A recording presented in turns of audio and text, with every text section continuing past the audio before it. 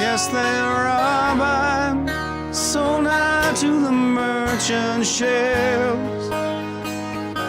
Minutes after they took out from the bottomless pit, my head was made strong by the hand of the Almighty.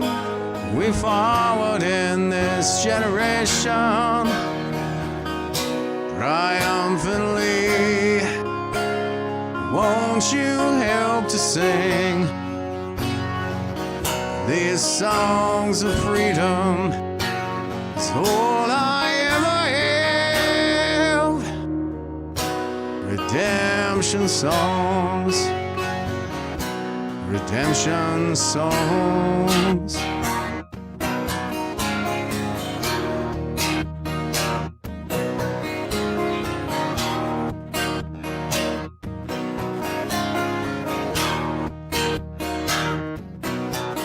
Emancipate yourselves from mental slavery. None but ourselves can free our minds. Oh, have no fear for atomic energy, 'cause none of them can stop the time. How long shall they kill our prophets while we stand aside and look? Some say it's just a part of it. Got to fulfill the book. Won't you help to sing these songs of freedom? It's all I ever have. Redemption songs, redemption songs, redemption songs.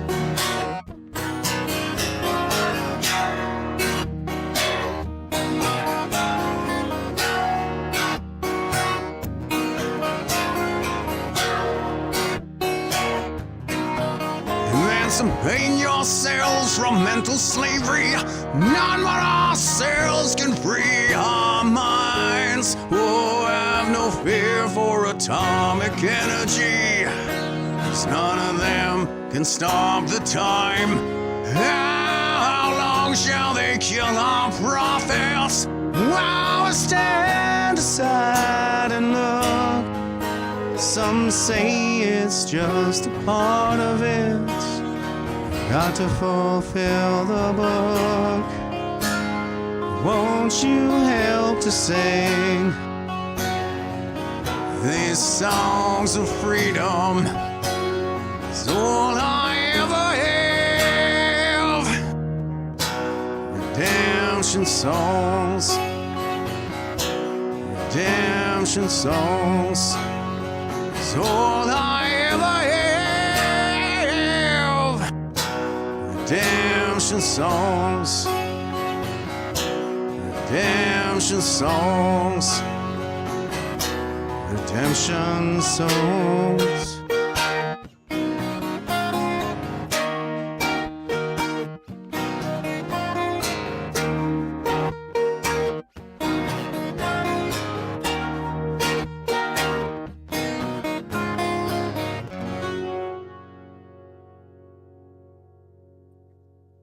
Hey, what's up, troops? Ops Sgt-Maj with Veterans for Freedom. Jeff Evely back with you now on this 28th day of September 2023. Lots going on out there, as I'm sure you can infer by the title. I'm pretty sure I'm going to take a lot of heat for this one, but some things just need to be said, guys. Okay, so let's go ahead and say our good mornings before I step in it. But here is Doings, and he says, not late today. Those are the last 30 push-ups. Those last 30 push-ups killed me. Yeah, I was doing some push-ups here this morning too as well. And, you can get a really good workout just doing push-ups, like, different combinations, different variations, that kind of thing. And I tore my bicep there. I think I mentioned this before, but I got a little micro tear in my bicep about a month ago. So I've been staying away from a lot of the weights and just trying to maintain whatever I can with some push-ups. So push-ups are good for you guys. All right. Here is Daryl, our most based of all V4F members, saying, hey, everyone. Hey, Daryl. Deborah Harding saying, good morning. Good morning to you. Deborah James Bullock, one of our most prominent of V4F members and savior of Wild Bill. James was the guy who picked up Wild Bill at the clink when he got arrested at the protest with Billboard Chris and Save Canada last Friday in Toronto. And here is Colleen saying, good morning, everyone. Good morning to you. Dee is saying, good morning. Good morning to you, Dee. Paula says, good morning, all. Good morning to you. Leanne says, good morning. Melissa, good morning, everyone. Hearts. Hope you all have a fabulous day today. And more hearts. And Cindy says, good morning, Jeff. Hearts. Morning, friends. Morning and hearts right back at you there, Cindy. And Debbie says, good morning from Tabor, Alberta. Special appreciation for the Westerners for being with me so early. Erica is saying good morning, and James Q, my homie from Cape Breton, is saying good morning, everyone. Good morning, Jeff. Share. Yes, please, guys. Thanks, James, for the top cover as always, because I am the worst guy for not promoting my own stuff. But yes, please share this out everywhere you can, and smash that like up button. It helps the algorithm. So, or so I'm told. Darlene says, good morning, everyone tuning in from New Brunswick. Thanks for always being with us, Darlene. And Marion is saying, good morning, all. Good morning to you. Cora says, good morning, everyone. Good morning, Jeff. Sure can feel the chill in the air this morning in Alberta. Yeah, I'm having a similar experience out here on the Atlantic coast. My heat isn't working either, and they're not going to be here until Monday. I just had a new system installed, so I'm pretty disappointed because I went oil-free and got myself a central heat pump. I was pretty excited until I tried to fire up the heat, and it does not pump. Okay, so anyway, Lily is here saying, good morning, Jeff. And she's got my little doggy emoji there from my dog, Axel. And Lily is with us from Australia. Thank you so much, Lily, for staying with us. Metzislav says, good morning from Toronto. Thank you, Metzislav. Good morning to you. Thanks for always being with us. William Ray, friend of the program, says, good morning, all. Thanks to you, William, for being with us and for everything you're doing for Nova Scotia. And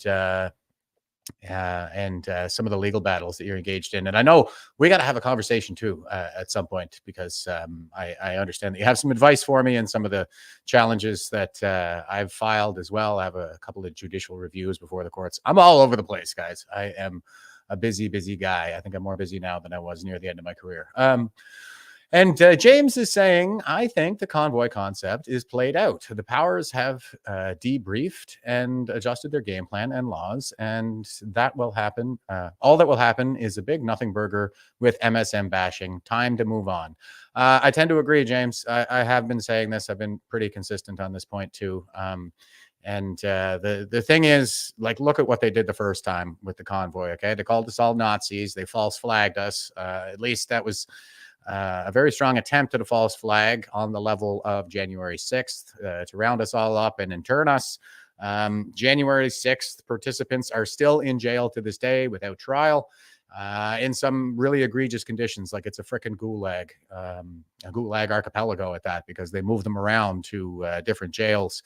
And they seem to be getting the same treatment throughout. So this was something I was saying at the convoy too. Like, they're trying to January 6th us, guys. The only difference really is that January 6th had a fixed date, and so they were able to plan for it ahead of time, whereas the convoy was spontaneous and they didn't have a plan. They got caught on their heels. Okay, but it was the same game plan that they imported from the United States to call us all white supremacists and terrorists and all that stuff. And so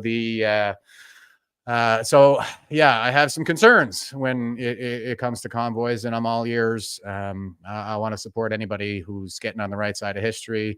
But there's a right and a wrong way to do things. And well, we're going to talk about this here soon, but yeah, I have some very serious concerns when it comes to this convoy, the Save the Children convoy that is planned for who knows when, sometime in the next few days, I guess. So anyway, we will get into that, and not everybody is going to appreciate it. I understand that, but you know, I'm the guy who's out here always saying, you know, I practice radical candor, speak the unmitigated truth, and courage is a matter of doing the right thing despite the personal consequences. So that's what I'm here to do today. And Phil Primo is with us here this morning, ladies and gentlemen. He says it's a Save the Convoy, Grifters Convoy, Flying J's are fundraising locations. Okay, yeah, I see all kinds of reasons to be suspicious of this, and we're in the habit here around Veterans for Freedom. One of our guiding mantras is to never punch down. We only punch up. So we're not here to punch down on anybody who is just looking for any sign of hope to grab onto out there. But people are in a state right now where they're vulnerable and they will grab on to any sign of hope, I'm afraid. And that's not me diminishing them in any way. It's just kind of the reality of the situation, and it's human nature. So we want Canadians to be safe here around Veterans for Freedom. We advocate for peaceful, lawful civic action. So we're here to support the freedom movement more broadly, and it doesn't all hang on a single protest. And yeah, I do think that too many people out there are still nostalgic for the Freedom Convoy, and there's this expectation that the next big convoy or the next big protest is going to be the final battle and usher in the next stage of the Enlightenment in one fell swoop. But things don't work like that in real life, guys. Like, this is an ideological war, and it's not going to be won in a single battle. It's going to take a series of battles. We need to be strategic about them. I'm not seeing a whole lot of strategy involved with this convoy that I find inspires my confidence in any way, shape, or form. And Melissa is here saying just people that want their voices heard. Yeah, I think by and large it is. But I'll get into why I'm concerned with this here a little bit. And like I said, we're not going to punch down around here, so I'm not going to pile on when it comes to this kind of stuff. But people need to be aware. Okay, I'm not going to this thing. I'm not supporting it. I'm the guy who was a co-organizer for the 1 million March for Children.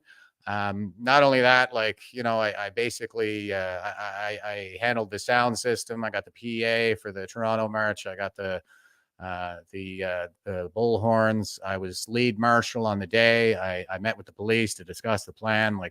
I was in it to win it from start to finish.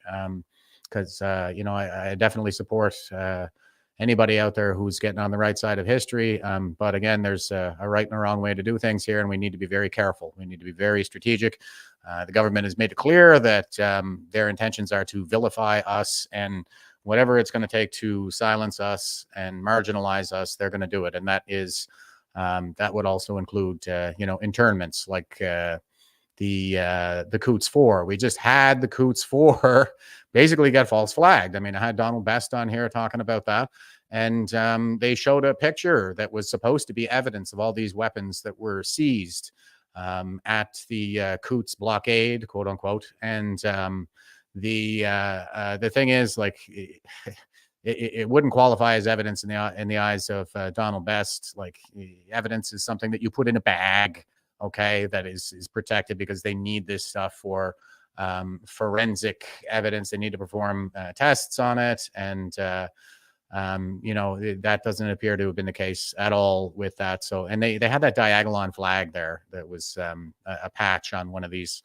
It looked like a tack vest. They had a patch on it, and that was used to spin the whole Diagolon narrative about it being some kind of an accelerationist group, which again is just a made up word that I didn't hear until it was spoke on the floor of the House of Commons. So that was a huge setback, right? I mean, this is the kind of thing that the government is up to, and we're still sifting through that whole affair with the Hategate scandal and whatnot. So we don't want to suffer another setback here. The 1 million March for Children was an overwhelming success. Now the press got up to what the press always gets up to and called us names.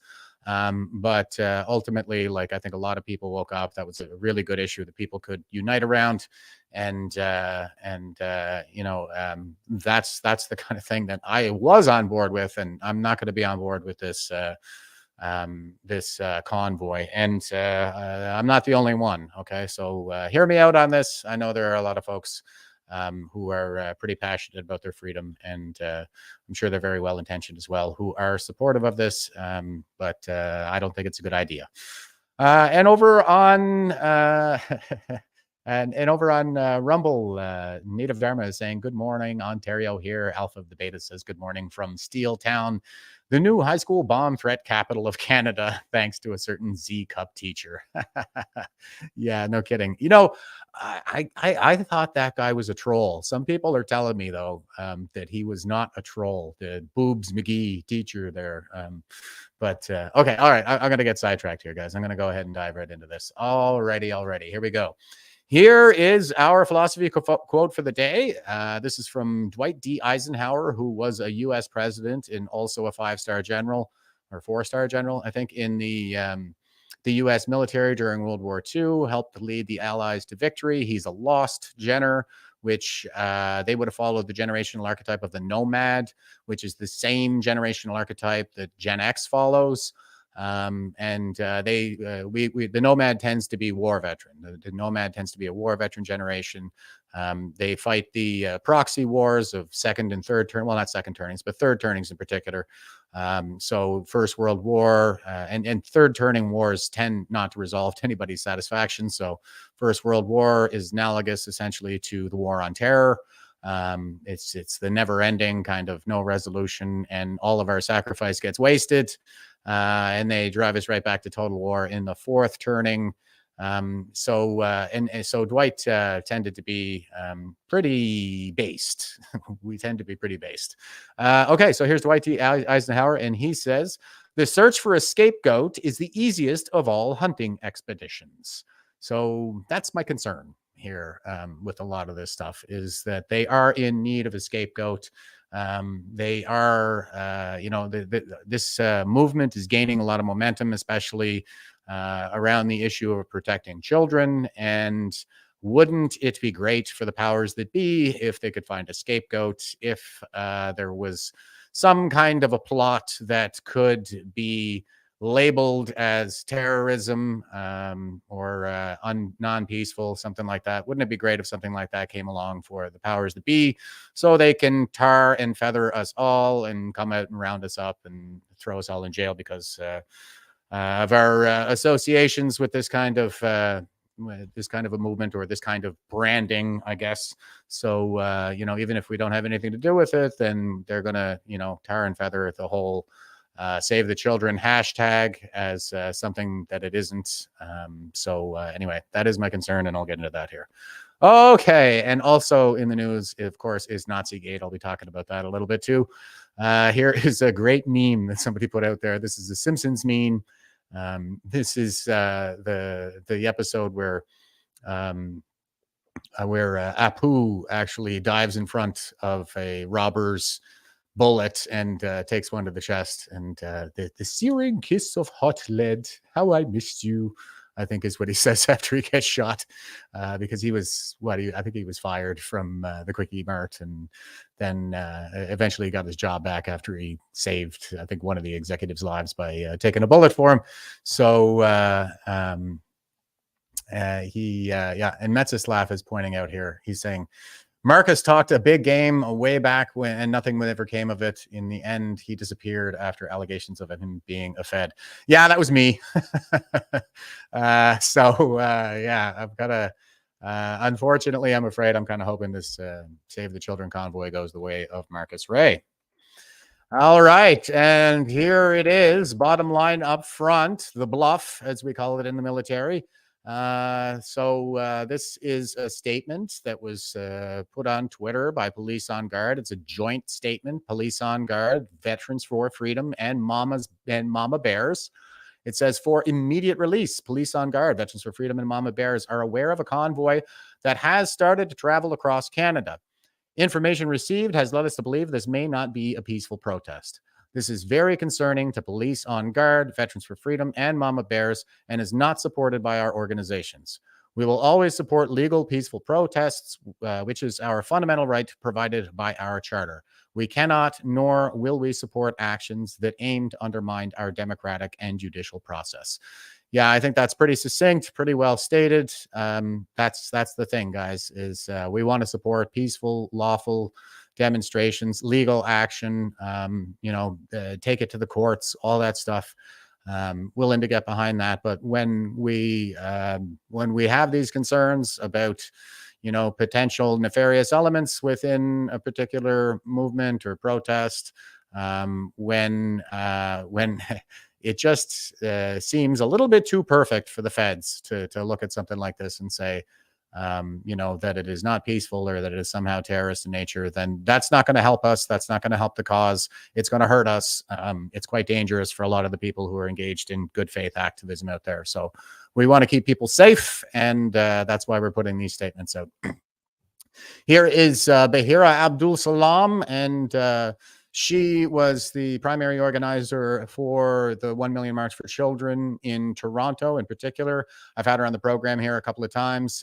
She's a pretty spectacular lady, I must say. PhD in engineering, and very smart, very courageous. It was a real pleasure to work with her. So here she is. She says, as the organizer of the 1 Million March for Children at Queen's Park in Toronto last week, I want to emphasize that our march was conducted safely and we achieved our goals effectively.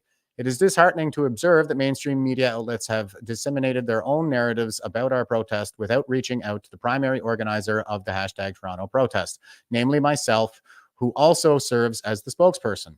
I must clarify that the recent reports in the mainstream media regarding an alleged affiliation between the 1 Million March for Children and the Convoy protest today, which mainstream media claims resulted in the lockdown at Queen's Park, are entirely unfounded. Neither the 1 Million March for Children nor our affiliated group Hands Off Our Kids had any involvement or affiliation with the reported Convoy protest in Queen's Park today.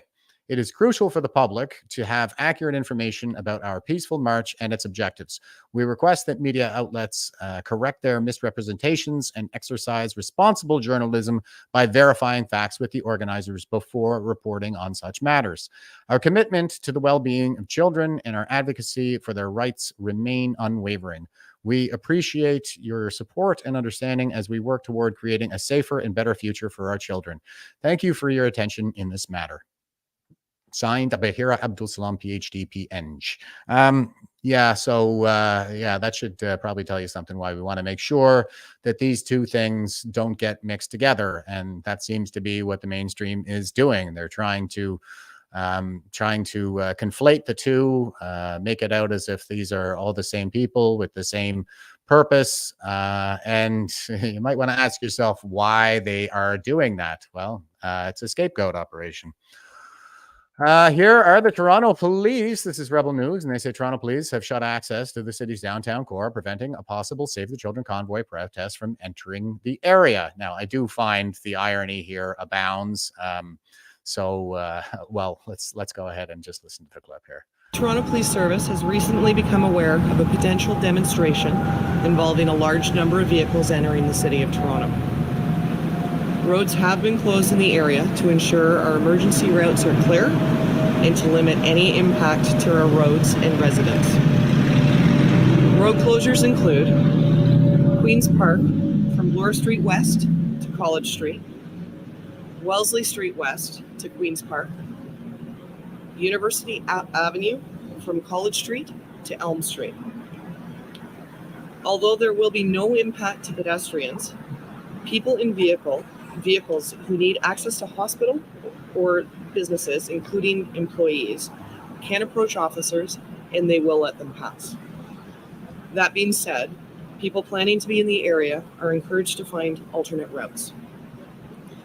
As soon as we plan to reopen the roads, we will make the public aware. My understanding is that the demonstrators are part of the Save the Children protest group. And you said a large number of vehicles. Any idea how many we're talking here? I'm not going to speculate on the number of vehicles. I'm not able to at this time. We just have reason to believe that they're intending to block roads and infrastructure, and we are going to limit the access to the downtown core accordingly to keep those roads clear. Yeah, and over on Rubble, Diagaron is saying, so they closed the streets to keep them clear? Yeah, that's about the size of it. So they were worried that some trucks were going to block traffic, so they went out and blocked traffic. Well done, everyone. Okay, so the police appear to be pretty squirrely about this. Not a good sign. Okay, so here is a post on Facebook. I'm just going to show you real quick here that this is from the Save the Children Convoy website. Here's the Save the Children Convoy 2023, East meets West. And as you can see, I'm going to search here. I'm just going to search for August. And this is what comes up. It's a post that says August 12th, Antigonish saw 17 people in attendance, with some going from Cape Breton. Hashtag Save the Children, Convoy 2023, East meets West. So here is the guy who was presenting at that meetup in Antigonish, Nova Scotia. And here we are all together. And I say we because that's me right there. You can see for some reason I'm looking down at this Save the Children, hashtag Save the Children bumper sticker. But that's my hat. I'm wearing it right now. It's my Lest We Forget hat, only it's We Forget. And my pins and all that stuff. So I was there. Here I am again at the same meetup. And I want to show you that because what's been going on, as anybody who's been following this knows, is they're not stating their plans publicly. Okay, they're talking a lot in kind of very cryptic terms about what's happening, and that should be a red flag right off the bat, folks. Anybody who can't be transparent out there, I said the same thing about Marcus Ray. If you can't be transparent about your plans, if we don't know who you are, what your intentions are, this kind of thing, that is a red flag right off the bat. That was not the case with the 1 million March for Children. Everything was transparent, out in the open. Everybody knew exactly what we were going to do. And it was very clean, I think, execution of that particular initiative. We didn't even do any fundraising, anything like that. Squeaky clean. So when it comes to these guys, I don't really know where their funding comes from. They're not transparent about their plans, but I can tell you that they do share their plans at these meetings. And the plan, as it was expressed to me, was that they were going to take over the financial district down there in Toronto. And when the police came in, they were going to bring in an even bigger group to surround the police. And then it becomes a question of, well, what happens then?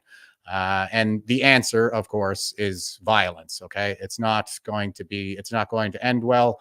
I'm not saying that these guys, necessarily are expressing any intention to engage in violence, or maybe they don't wittingly have any intentions of engaging in violence. But you put people in a situation like that, it's effectively a trap. Okay, they're going to it is going to turn violent. And yeah, I mean, it's not a plausible plan, first of all. I don't think it's plausible at all. I don't think that these guys even have the means or the ability to orchestrate something on the scale that they're talking about here. The numbers of people you would need to surround, to take over a district and then surround the police. Yeah, that's an escalation right there. It's not a good plan. I think it's going to end very, very poorly, and it's going to put us all in a very bad spot. As a matter of fact, I might even go so far as to say whether it is the intention or not. I can't read people's minds, so I don't know what their intentions are particularly. But what I will say is that you might as well just gift wrap us all up with a nice, neat little bow on top and hand us off to the feds, because that is how this is going to go down. Okay, it's going to be mass arrests. There's a lot of rhetoric around this. It says, they can't arrest us all. There's going to be too many. I don't believe that there's going to be too many. I don't think that they have that kind of support out there. My concern right now is for the well-intentioned people who do support it, who might get caught up in something like a Fed trap here. And that this thing has Fed trap like written all over it. It is bad news. Yeah, I mean, the thing is that whether we're intending this kind of an outcome or not, that's where it's going to go, is mass arrests, and potentially like rounding us all up here once they manage to smear the whole Save the Children, broadly speaking, movement. I guess they're going to make these associations between Save the Children and the 1 Million March for Children. Once that happens, then we're all bad guys, right?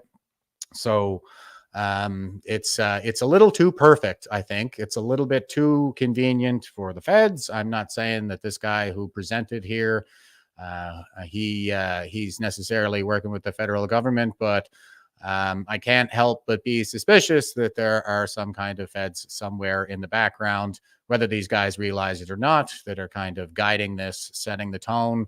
And it certainly smells like trouble to me. Yeah, I mean, when it comes to the thing that was so beautiful about the convoy, the original convoy, was that we took the beating, right? The police came in to beat everybody up, run them out of town, throw them in jail, all this stuff. Not a single punch was thrown back. No weapons were found. It was really, really difficult for anybody to label this kind of thing as something hateful or violent. And they did it anyway. They did their best to do it. But I think more and more people are waking up all the time that there was absolutely nothing violent that went on there. This is the kind of thing that, like, the convoys, we saw what they did the last time, right? So it didn't work. In the sense that we got that one fell swoop to usher in the next stage of the Enlightenment. But it did work in the sense that we forced the tyrant to act like a tyrant and woke a lot of people up as to what the real situation is here in Canada. Now, if we go back with another convoy, we saw what they did the last time. They tried to label it as violent. So they're already ahead of the game on that one. And now we're talking about, taking over financial districts and surrounding police. Well, that is not going to end well. Okay, so that's the fact of the matter. I just hope we can steer people off of this thing, quite frankly, because it's a risk versus benefit. Just a basic risk versus benefit kind of analysis, and it does not support this course of action. Now, we're not the only ones saying this out there. I'm not even sure like who all these people are or anything, but Luke is tweeting out and says, Save the Children Convoy update, latest conspiracy spreading far right circles is that the Save the Children Convoy is actually a psyop run by pedophiles to discredit the people who are really trying to save the children. Well, I'm not saying that any of the public organizers, and I don't think this guy is either, saying that any of the public organizers are pedophiles. That's not the case, but it would be, I think, it would work against those of us trying to bring about the change necessary to properly protect our children. It would work against us. So here we go with just some quick commentary. I don't understand how any of these have to do with saving the children.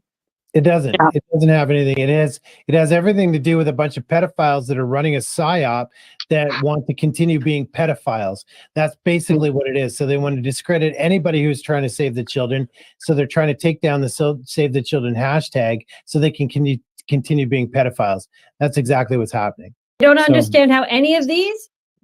Okay, so Chris there, he's got a pretty base take on it. So I am entertained by the way that he stated that. Yeah, this isn't going to help our cause. I think it's going to help the pedophiles. That's not to say that anybody who's speaking out or promoting this is a pedophile. That's not what I'm saying. Just that it would hurt the cause of protecting children. And Thomas is here saying, had the same thoughts for a while now. It's a trap to paint us all with the same brush. Yeah, I mean, this is one of those things. Am I able to confirm that it's some kind of a psyop or a fed op or or a trap that's being set by the feds. That's not something that we're going to be able to confirm at a time like this. We need to be able to make judgment calls on limited information, and just based on the limited information that I have on this thing, I'm saying it's a bad idea. Stay away, stay away, stay away. Don't support it. And because this could come back on you if they actually get that terrorist label to stick this time, which is what I think they're going to do. So this is the kind of thing that we have a history of here in Canada. Here is a clip on YouTube from the Fifth Estate. This is going back to 1994. Grant Bristow, CSIS, and the Heritage Front. Good for business. So let's watch a few minutes of this here just so you can get a flavor for the kind of thing that I'm talking about. A storm is raging in Ottawa. But behind the gray walls of the headquarters of the Canadian Security and Intelligence Service, the spies are silent. They've put up a stone wall around one of their most controversial moles. Grant Bristow, a founding leader of the neo-Nazi Heritage Front. Without Grant Bristow, there probably wouldn't have been a Heritage Front. And if there was, I don't believe it would have been as effective. Grant Bristow, in a lot of people's eyes, was seen as a guru, a god, in a lot of the younger people's eyes. The oppression is just mounting and mounting and mounting, and the time to fight's now. White power! He didn't provide the kind of information that could have convicted these people. He didn't break up their organization. He helped to build it. Bristow has become Canada's best-known spy. But before he got on the government payroll, he had a more modest job.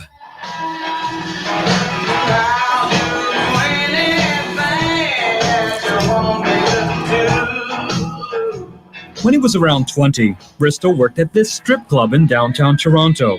He called himself assistant manager, but spent most of his time running the sound and lights.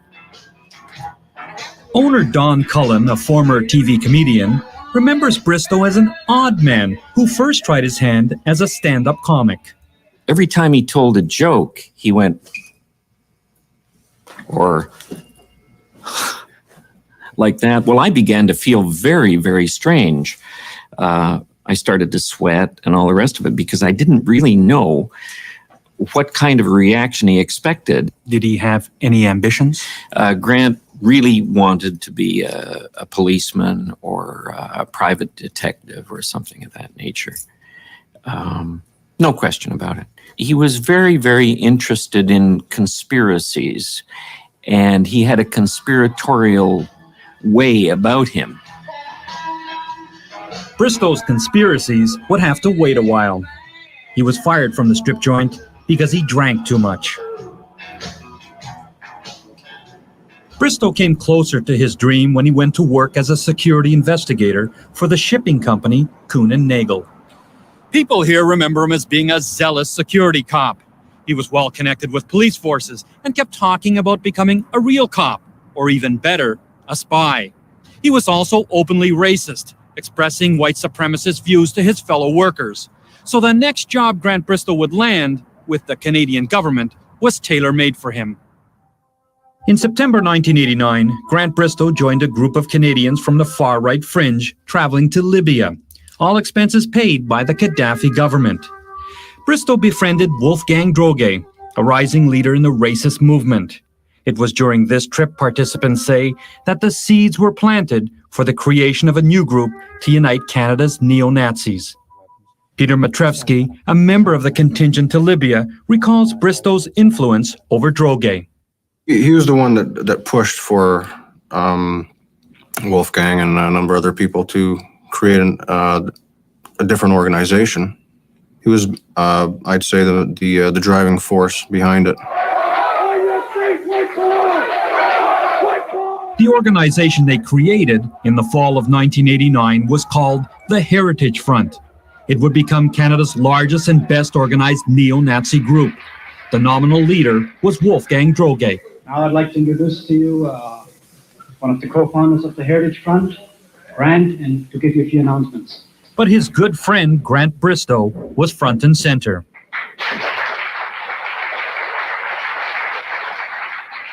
When home videos of meetings were marketed by the Heritage Front, Bristow always made sure most of his speeches were removed. But at this meeting, he openly boasts of his founding role. Several years ago, when Jerry, Wolf, myself, some other people sat down and started working on starting and developing an idea and a concept known as the Heritage Front, we knew that one day certain enemies of freedom would come knocking at our door. And Bristow made sure he was a key man in the fight against those enemies. He appointed himself a security director, securities chief. That included gathering intelligence or counterintelligence, if you wish, setting up security for the meetings. As security chief, Bristow, on the left in the light blue shirt, was always on hand to help Droge. But if anybody's disruptive, they're going to be asked to leave.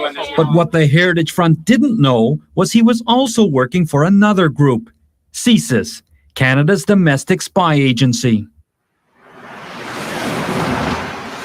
Bristow was controlled from this building, the Toronto headquarters of CSIS. The Fifth Estate has learned that his handler is an experienced agent named Al Tredenik. Like many in CSIS, Tredenik is a veteran of CSIS's predecessor, the RCMP's security service. And like all CSIS agents, Tredenik is supposed to run his informant by the book. That means don't instigate anything, don't take a leading role, and don't do anything illegal. Well, let's hope that CSIS has learned their lesson from that whole affair. You guys can go and check the rest of that out on YouTube if you want a little more background on the Heritage Front.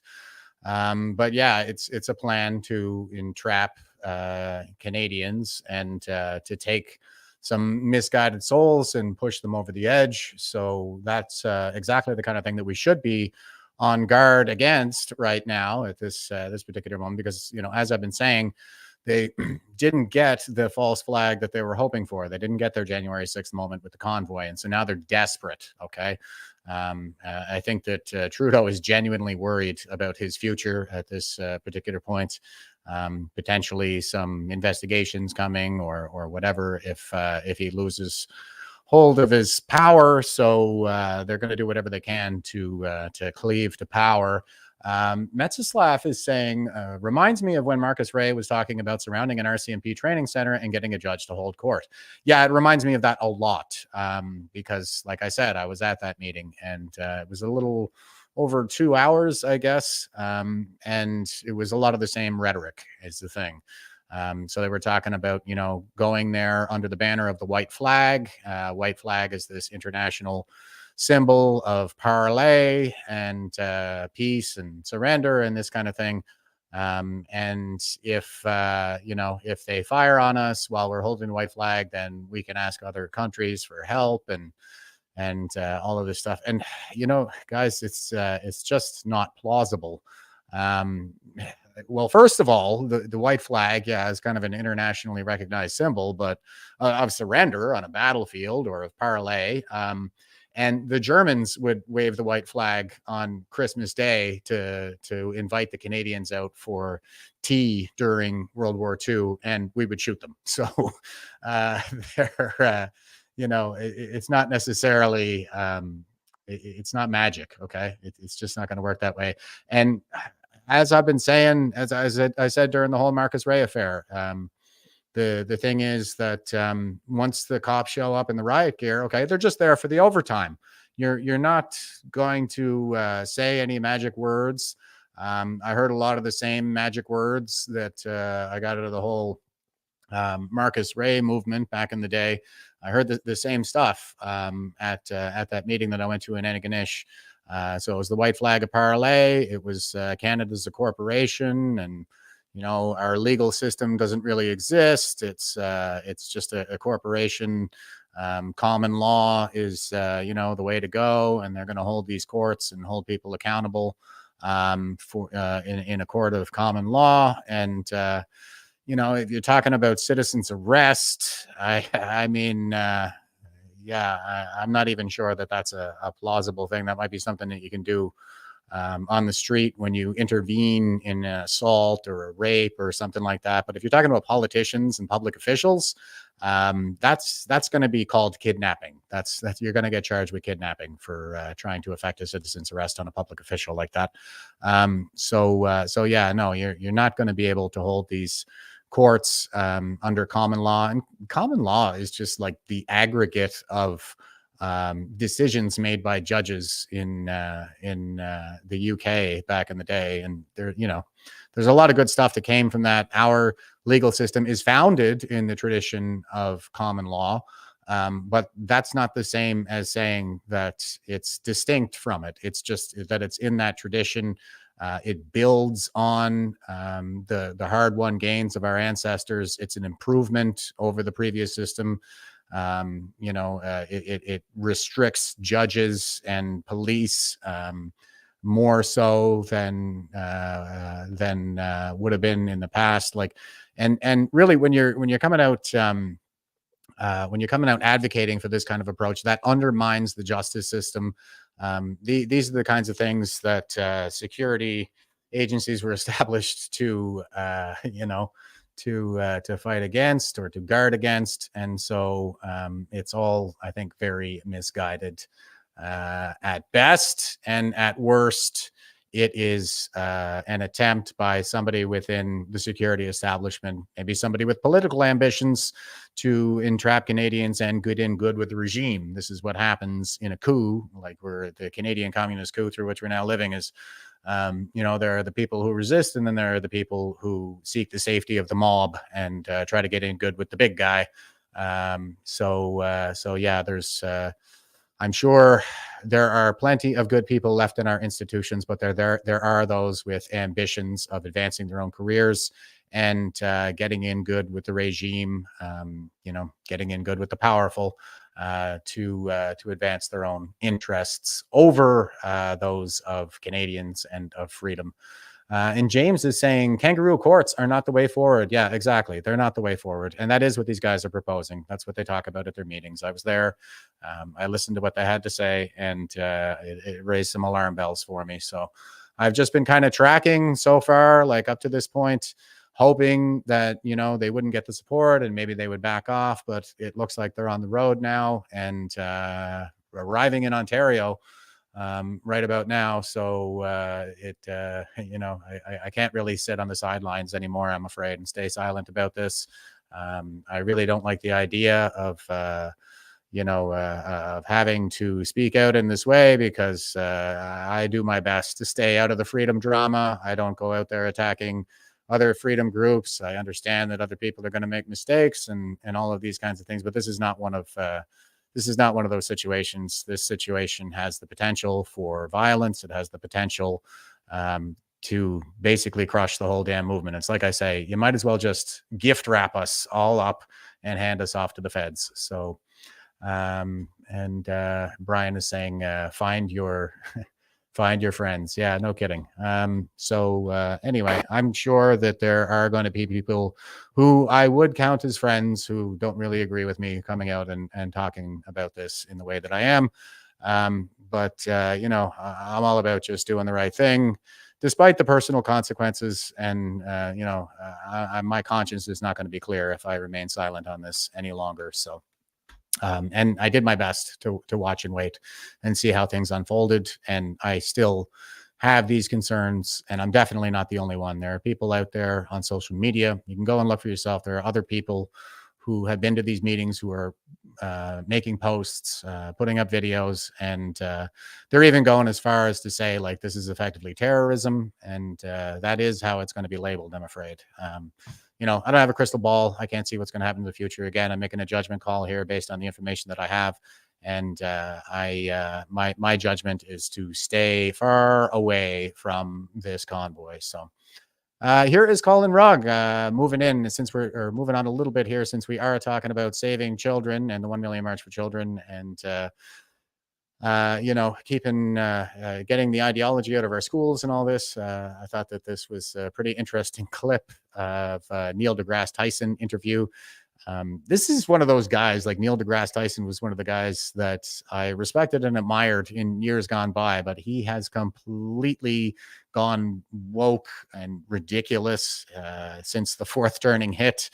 He's a boomer, and now that they don't answer to anybody, we're starting to see what it's like when they're running things, and so this I think is pretty entertaining. All right, here we go. Let's listen to this baffle gab. So I'm wondering whether the future of those sports is you don't contest gender with gender, you contest hormone ratios.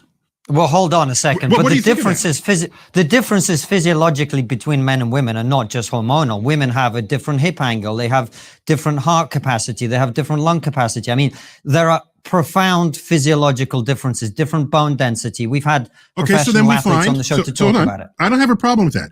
So then you find ways to slice the population so that whatever the event is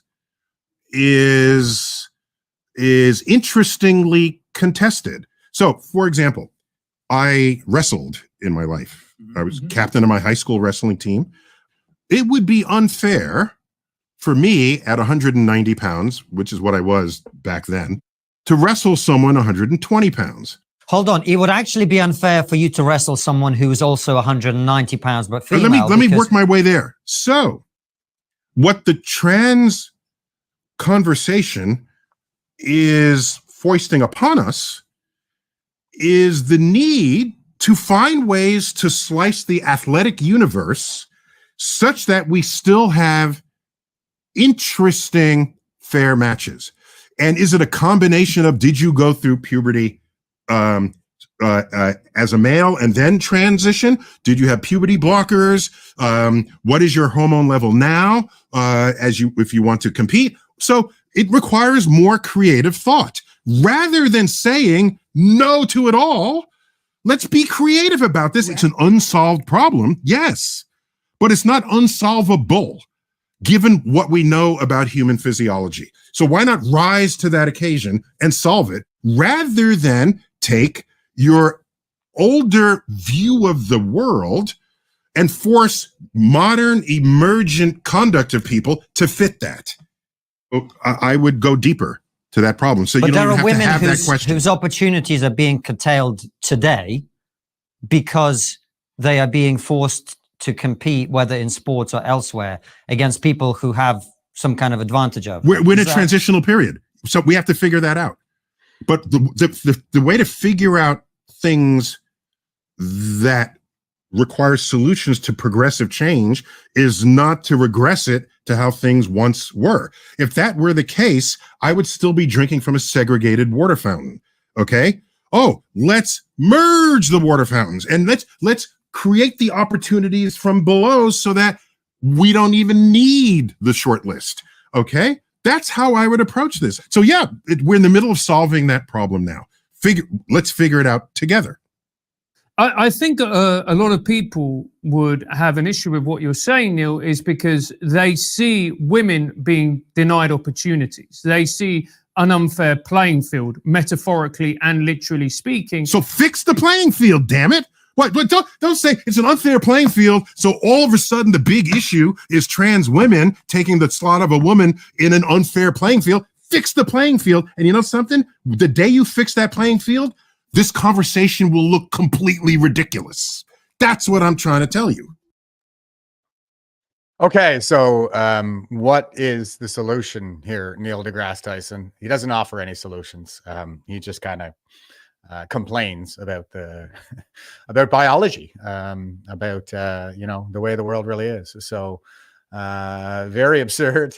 And Metzislav is saying he's lost it. And Azrael is saying, used to love Neil. He just lost all my respect. Yeah, I've been feeling the same way. And it's not just him. Before I go into my next boomer rant here, Uncle Kenny over on Rumble is saying, I'm a boomer, and yeah, I do understand that you're a boomer, and so is Wild Bill. Wild Bill is with us here this morning, the hero of last Friday's protest, the murder of last Friday's protest. William Riddell is saying, "Stick to the stars, Dicko." So there are some very based boomers out there. Daryl Inkster is another one who's with us this morning, and the objective here is to to try to find the good ones and make alliances with them. But the social trend is such that it is the boomers, when they reach peak institutional power, that we end up living through this era of tyranny. Zebek's Demise over on Rumble is saying pure sophistry. Yeah, it is pure sophistry. He doesn't really give any kind of reasoning that's grounded in logic or facts or anything like this.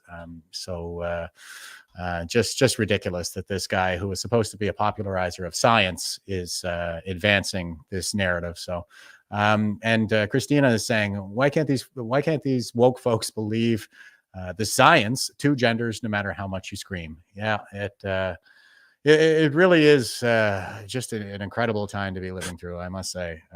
And sophistry is the word of the day here. That as Zebek's Demise pointed out over there on Rumble, I do think that this is all part of the cycle of history. The story of Socrates is one that I believe takes place in a second turning. Or wait a second, no, it would be a second turning. I think that happens in a second turning. Socrates appears to be a nomad gener, like the Lost Generation and Gen X. He fought the proxy war with Sparta as a young man. He lived through the major crisis, which was the Spartan occupation of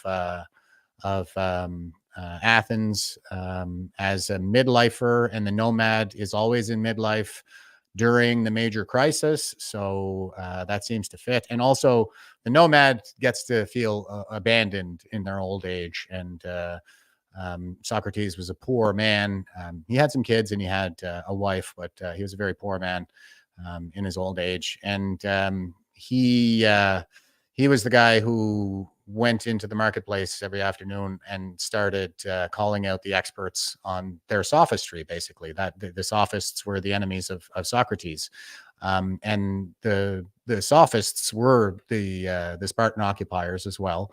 And he saw the rise of sophistry start again in his old age, where his accuser actually he was essentially accused of heresy against the state, and his accuser was a very young man and a sophist. So it's this kind of BS that crops up every 4 generations, and as you can see, in this case in particular, it is emanating from the boomer generation. So it is antithetical to logic and reason. Okay, here's some more on the movement to protect our children. And like I say, there are different elements out there, some misguided, maybe some nefarious. We're trying to watch out for those. And still support the ones who are going about this the right way, and I think bound to produce some positive results, or at least safe. So here is a good little clip from Rebel News. Oh, hang on. Let me read the tweet for you first. It says, this is Efren Flores Monsanto, and he's with Rebel News, and he says, "Watch the moment when 2S LGBTQ plus action plan is passed by the Peel Region School Board.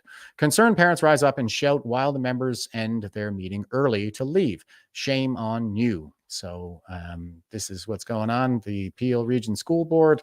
So they just passed this action plan, and parents are having none of it. Clark, all those in favor? 1, 2, 3, 4, 5, 6, 7. Carries. Thank you. Motion carried. Motion passed.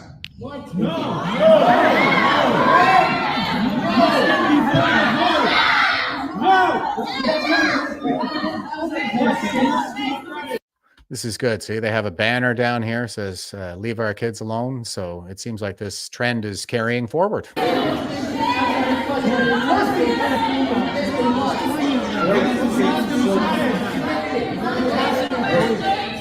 We'll move to item number 17. Move to item 17.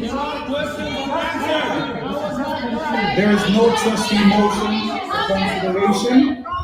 Banners at the back of the room, stop the sexualization of children, hashtag save the children. This time, item 18. There is no notice of motion from trustee. Trustee Bailey, there's no introduction of the in-camera report. Yes, Mr.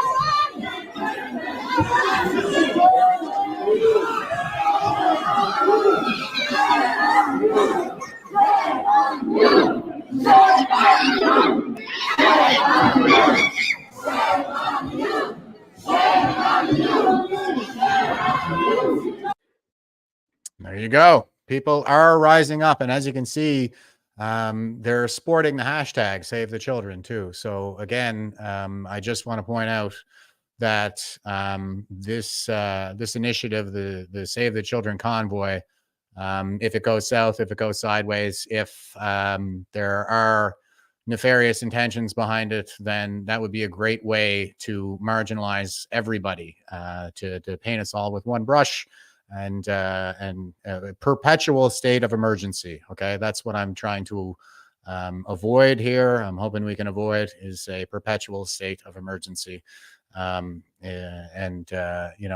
This again is just a little bit too perfect, I think, for the regime right now, that something like this is coming along. And Azrael is saying there have been people who attended the meetings that have spoken out regarding violence being incited. Publicly, they have been saying they're going to win this time and not stay peaceful as they did last time.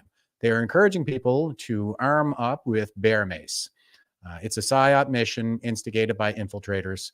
What was once an illegal emergency act will be justified this time. Yeah, well said, Azrael.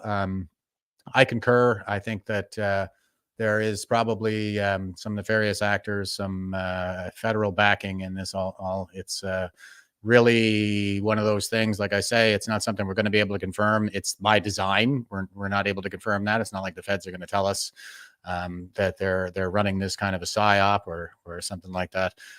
We need to be able to make judgment calls based on limited information. So this is where I'm coming down on this one here. And it's not just me. It's Veterans for Freedom. It's Police on Guard. It's Mama Bears. It's the 1 Million March for Children. Everybody is distancing themselves from this, and you should too. So Dave is saying, thank you, Jeff, for the information and concerns. Respect. Yeah, I appreciate the support, man. A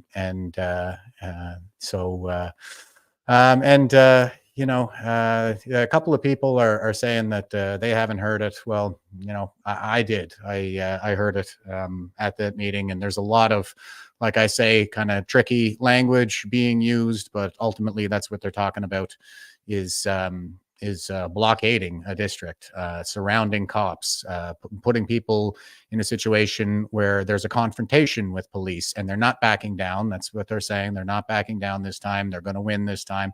So what then? What happens when you surround the cops? Well, you're probably going to fight with them, right? You know, there's the rhetoric is, well, they can't arrest us all. I don't think that the numbers are there to even begin to make that claim, but there were 100,000 protesters in Ottawa for the convoy and probably 10,000 cops, something like that. And look at what they did there. It's not wise. It's totally misguided, and it's putting a lot of people, I think, in harm's way. Anybody who is going to participate in this, I think, should be fully aware of the risks, so that, well, I mean, so my conscience is clear at least. So Ed Cora is saying, I saw Sharif on the Levine show yesterday, and it was the most painful explanation ever. She certainly didn't make their case well. Phil is saying the jokes were better with Marcus Ray. Yeah, stripper Marcus. That's what I used to call him at the time. And that is the kind of person that people like in the federal government who want to set a trap like this because they have certain ambitions with their careers or with their post-career political agenda, anything like that. Those are the kind of people that they would use. So somebody with a criminal record, Marcus Ray had a long history. He had a court record, a mile long, career con man, and you know, he would even acknowledge his past and say he's turned over a new leaf. But that's the kind of guy that, you know, they probably have some charge hanging over his head. He could be looking at a longer sentence for something, and they would just kind of use that like the sort of Damocles to lead him along, get him to kind of rally people with his smooth talk and so on and so forth. So yeah, that's the kind of thing that we need to be watching out for here. And you know, I take no joy in coming out to say these things, but like I say, some things just need to be said, and it's not about saying the popular thing. It's, you know, I didn't set out to be a social influencer, and I'm not looking to be popular. I'm just trying to do the right thing for Canada here, and that's all that's motivating me right now. So, okay, moving on. I'm going to get into some other headlines here.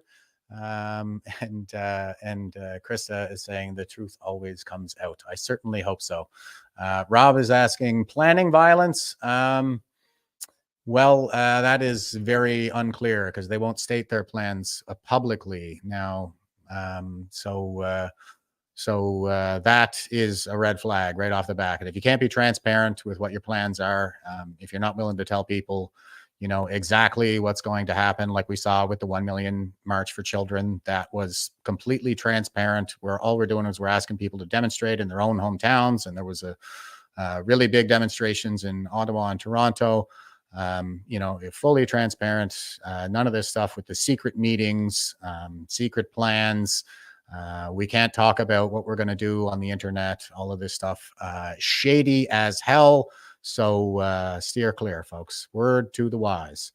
Okay, here is Dacey Media, Chris Dacey, friend of the program. He says MPs, including Marco Mendicino and Omar Algebra, walk right over a message saying, quote, "My grandpa was killed by Nazis.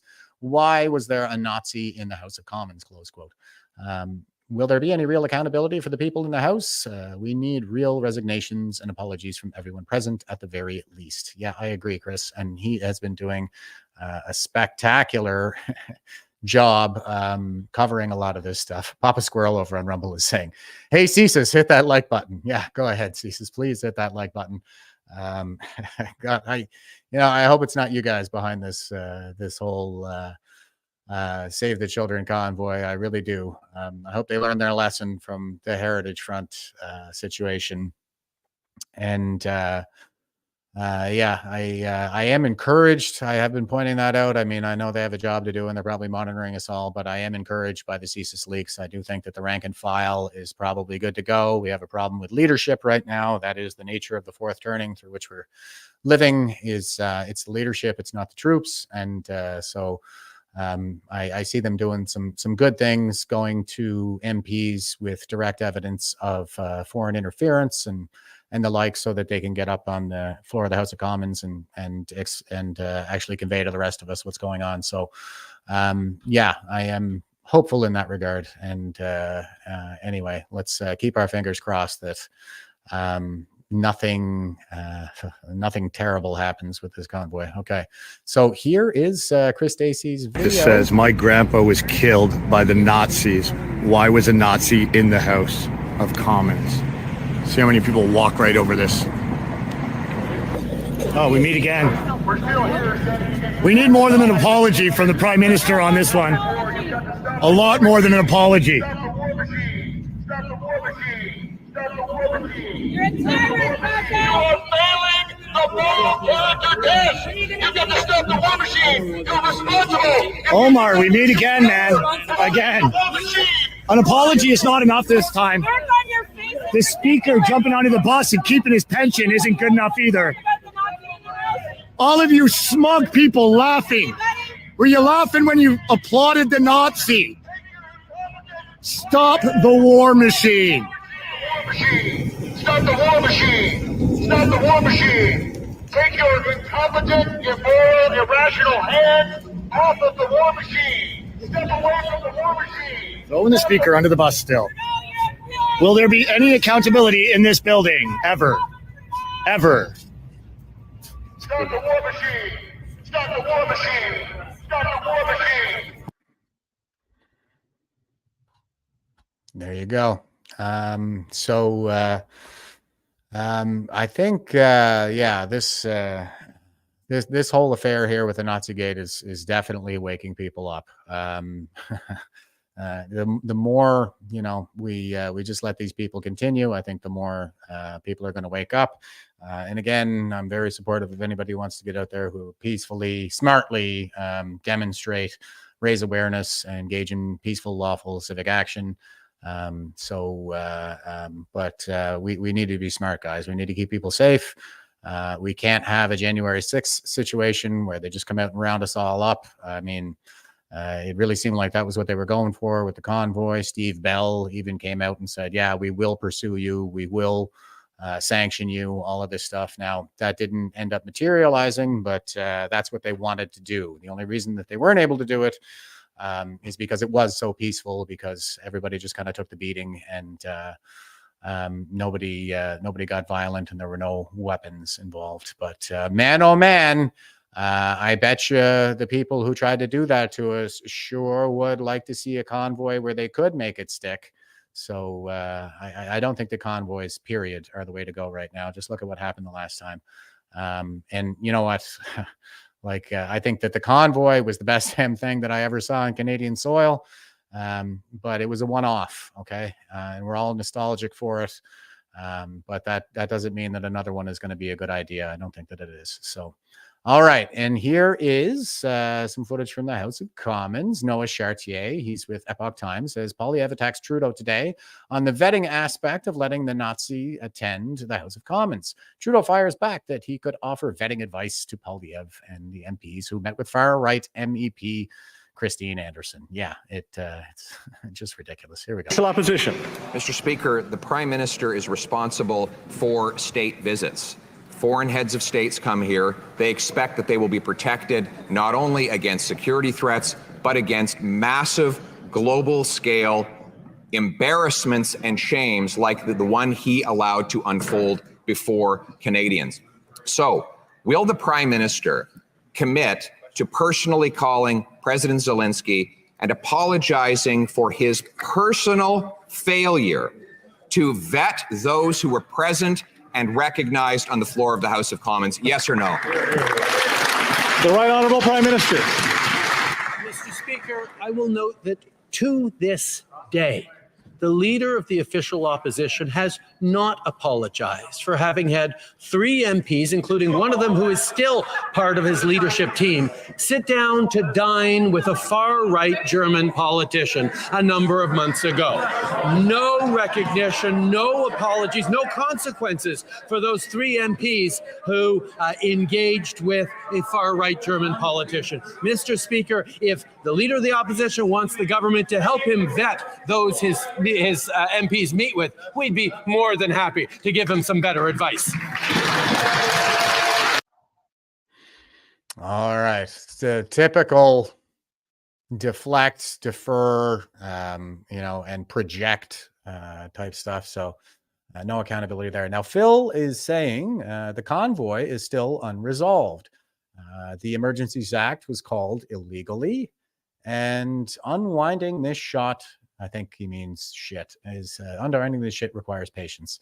Yeah, I agree. And that is the thing. Like, there is a judicial review before the federal courts right now of the Emergencies Act. I'm not sure when they're scheduled to render a decision in that, but the Emergencies Act inquiry, as Rouleau said from the outset, like, it's not a court. Okay, it doesn't have the same weight. It doesn't. This is just a fact-finding mission, and I mean, it was a whitewashing mission. We all know that. But the courts are more official. They're more. They have the legal teeth.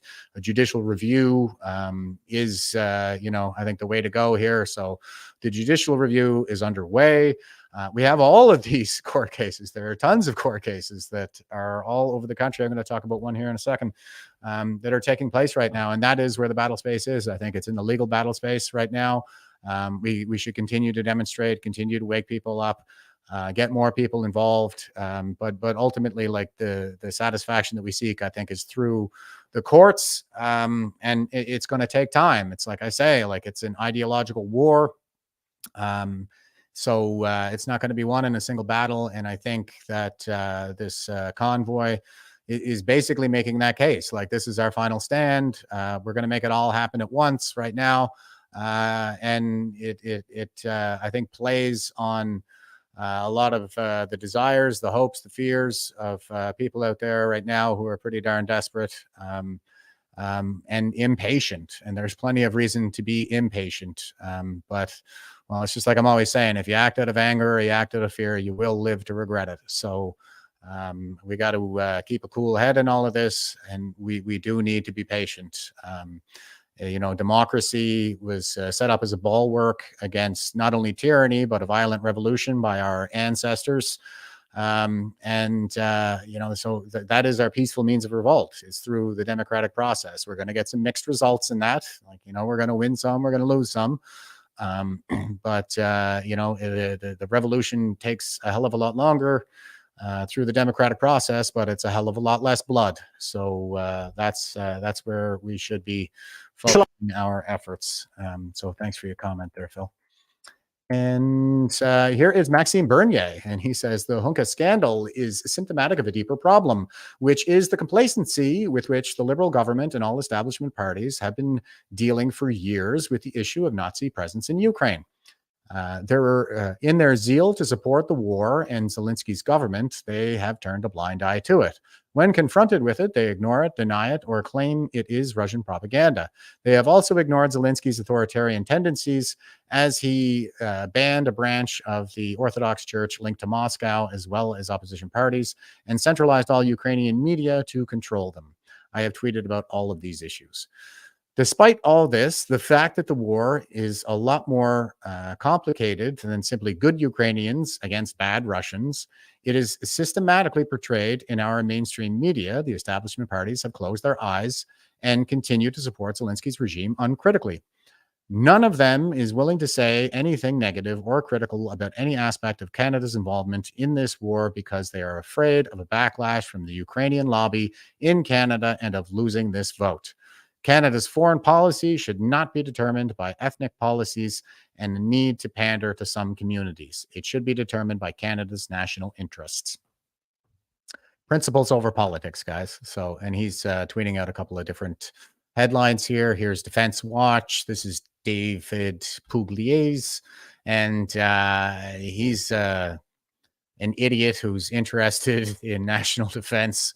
I remember years ago, I called him out on one of his articles where he was saying that Canada should do what China does and make our physical fitness, tie it to promotion. And I started commenting on it, and I was like, it is tied to promotion. There is a policy in place. It's called the universality of service. And if you don't have a valid PT test, you can't get promoted, and all this stuff. Like, he just didn't do any research. He actually ended up changing the headline of his article because I was owning him so hard. I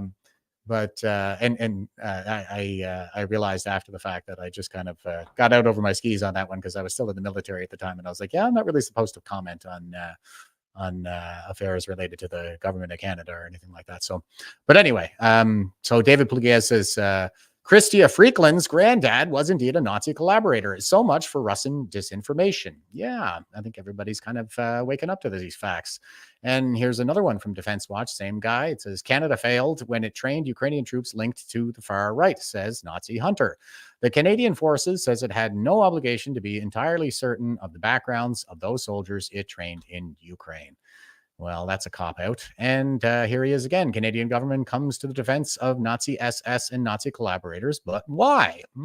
Great question. Why are we coming to the defense of Nazi collaborators and actual Nazis over there in Ukraine? So, yeah, good on Maxime Bernier for calling this out. And here is Dacey again. Man, oh man, he is on fire. He's getting all kinds of great shots from the ground in Ottawa here. He says, okay, well, I'll go ahead and play the clip because he's calling out Michelle Rempel here.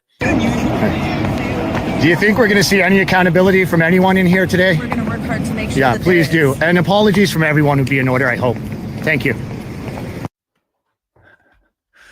All right. Good job, Dacey. And a bit of a cop-out, I think, from Michelle Rempel. She always says that. She always says, we're working hard for you.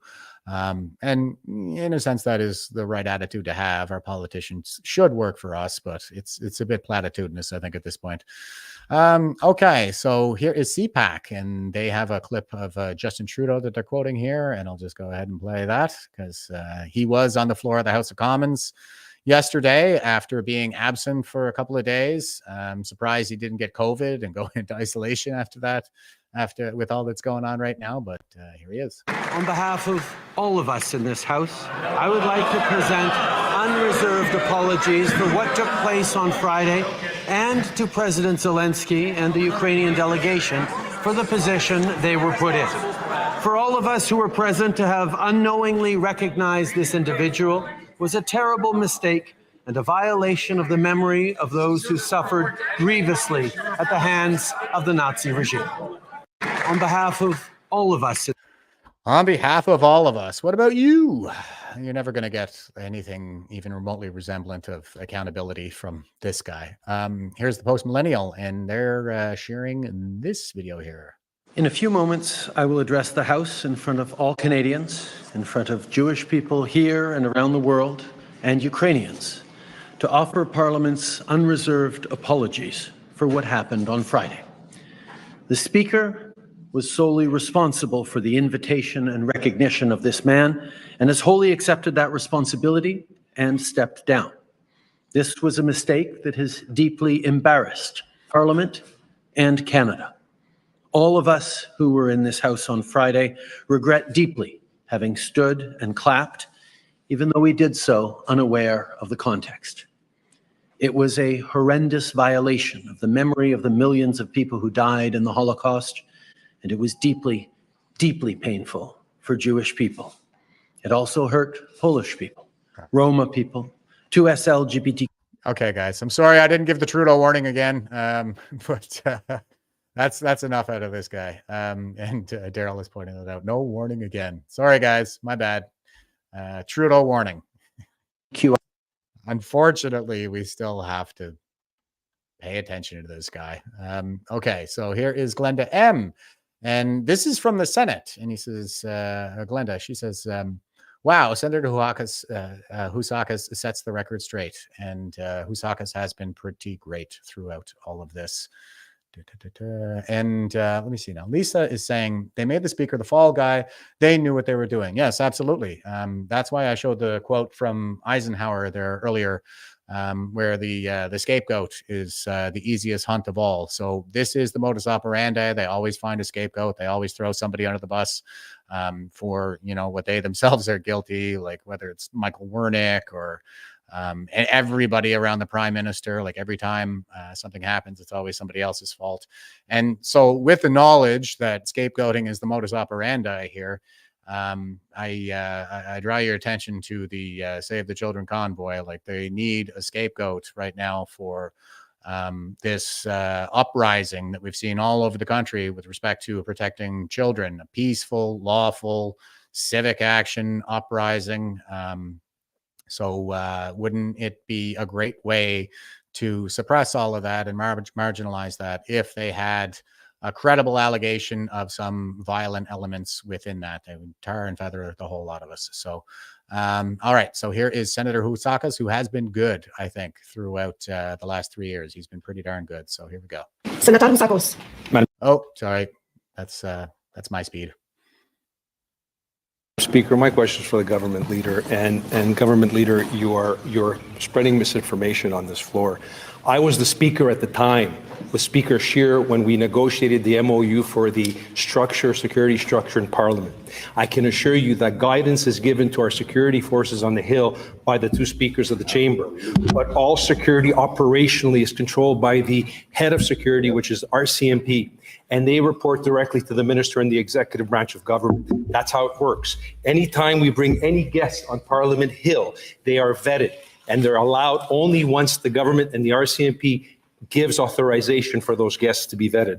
But my question, Mr. Government Leader, is the following. This Prime Minister is more than willing to apologize for prime ministers and governments 40 years ago, 100 years ago, but never assumes responsibility for this fiasco, which embarrassed Canada internationally, embarrassed Parliament, hurt the souls and hearts of Ukrainians, Jews, and Poles across this country. So my question is simple. When will the Prime Minister assume responsibility, and can you tell us exactly what mitigating steps will he take for this fiasco to never reoccur? Senator Gold. Thank you for your question. I do not believe I was spreading misinformation. I do not believe that I was spreading misinformation, and I repeat that any vetting is done for security purposes, not in terms of their pedigree, history, or the like. Secondly, the Prime Minister has taken responsibility. The Speaker has taken responsibility, and all of us regret deeply what happened. And again, it is your prerogative to treat this as a partisan issue. It is regrettable, and I think it does not address the real issues. And the real issues is that Canada continues to stand in solidarity with the people of Ukraine against Russian aggression, and will continue to do so despite this most horribly unfortunate and embarrassing incident. Senator Housakos. Government Leader, the fact remains that protocol, especially when a world leader is addressing Parliament and security, falls under the jurisdiction of the government and not Parliament. And that is a fact. Our problem, and this is not a partisan issue, it's about an incompetent Prime Minister who gets up in the House of Commons and calls a child of a Holocaust survivor, MP Landsman, a Nazi. The same Prime Minister that proclaimed that Canadian taxpayers protesting here in Ottawa, Canadian truckers, are Nazis. That's our problem. You want to call it partisan? I call it justice. And I say, when you're Prime Minister of Canada and where the buck stops with the leader of this country, and you're proclaiming Canadians and parliamentarians as Nazis, but the first real Nazi to walk up Parliament Hill, you roll out the red carpet, you put him up in the gallery, and you give him a standing ovation. I take exception with that, and that has nothing to do with partisanship politics. My question remains, what will your government and the Prime Minister do to take mitigating steps to make sure this never reoccurs?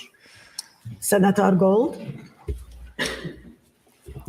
Thank you for your question and for the commentary that preceded it. which, might I suggest, was full of more misinformation than any answer that you've heard from me in the time in this office. This was a regrettable situation, Senator Sakis and others, and I think it would behoove us to not treat it as it's being treated in this chamber today. It really is regrettable. Senatrice Meji.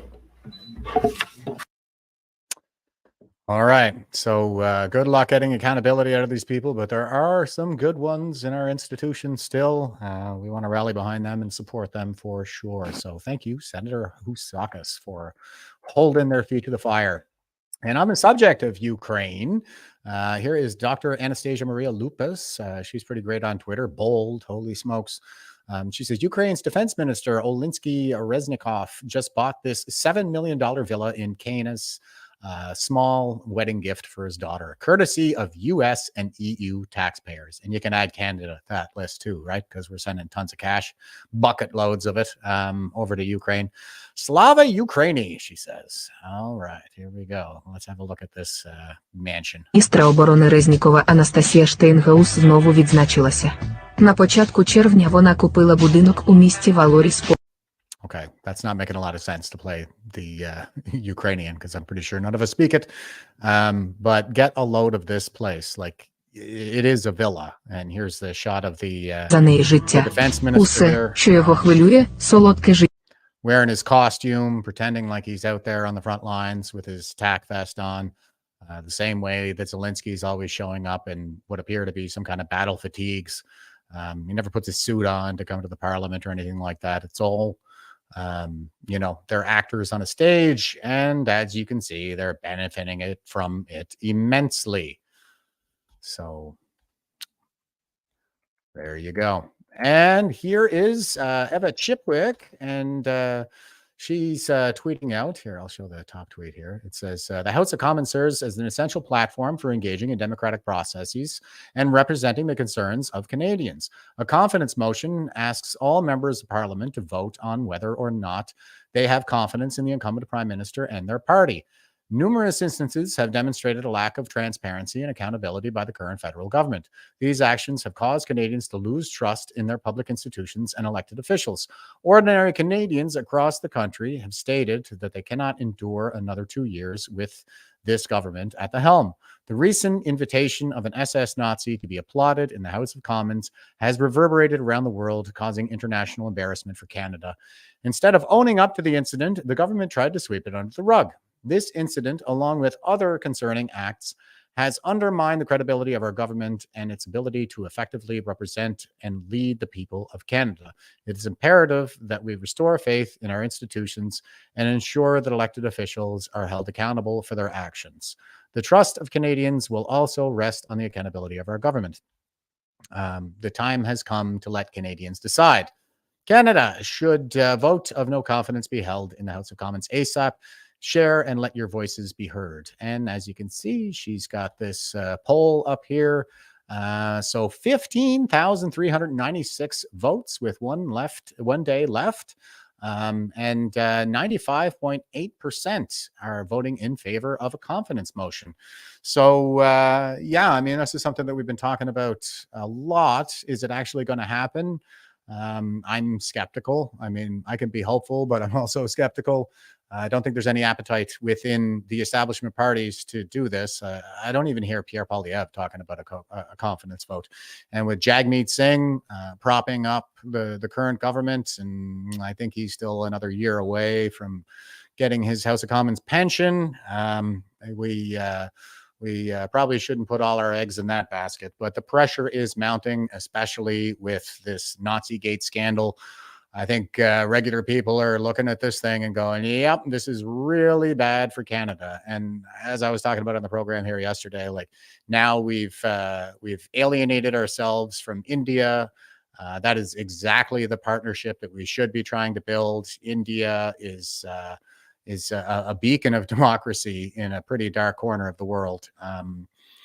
They're the world's largest democracy, the most populous country. They've actually overtaken China in that regard. And they're capitalists, they're pro-Western. They are a former British colony, like us in Canada, and all the best countries to live in are former European colonies. I think the whole colonialism narrative is part of the PSYOP, quite frankly. It was an effort to emancipate the human race, not to oppress it. It got some mixed results there, obviously, and there were ambitious humans who exploited certain opportunities for their own gains, and it's always the case that it's never black or white. There are always shades of gray, clearly. I think that colonialism on the whole did a hell of a lot more good than it did bad. And I would point to India as an example of the good that was done. And people, I think there's been a kind of whitewashing of history, especially when it comes to people like Gandhi, who was pretty ambitious and somewhat suspicious in his own regard. He didn't do all good things, that is for sure. I remember reading about how I think he actually like slept naked with a young girl there at some point to test his chastity, something like that. So all kinds of weird stuff there. And and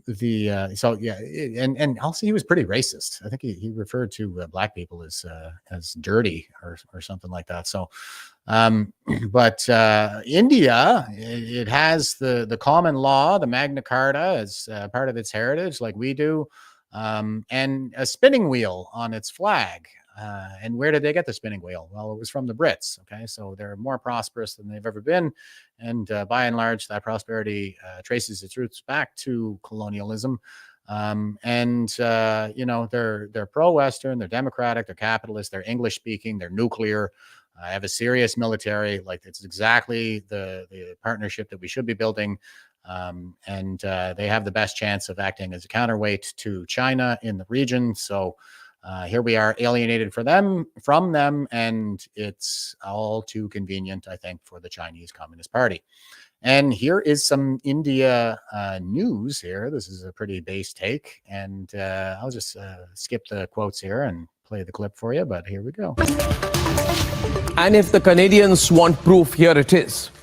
The Republic Network's 2018 sting on Khalistani elements, in which we recorded Khalistani terrorists confessing to what they do, is in global focus. Viewers, in October 2018, Republic broadcast a sting operation done by Shawan Sen on Khalistani terrorist Shamsher Singh, where he revealed his anti-India agenda, his terror propaganda, his sources of support, and his terror plans.